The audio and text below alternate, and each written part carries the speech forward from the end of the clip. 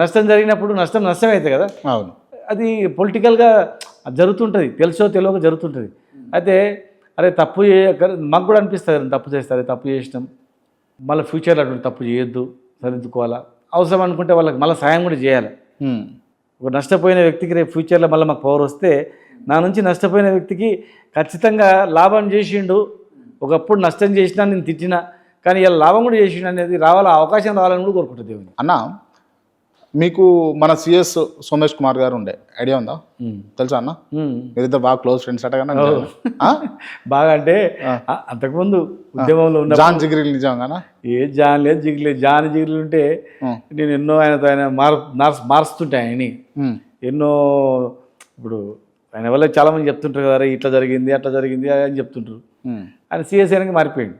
అంతకుముందు బాగానే ఉండే, చీఫ్ సెక్రటరీ అయిన తర్వాత బాగున్నాడు, సిఎస్ అయిన తర్వాత మారిపోయింది. బట్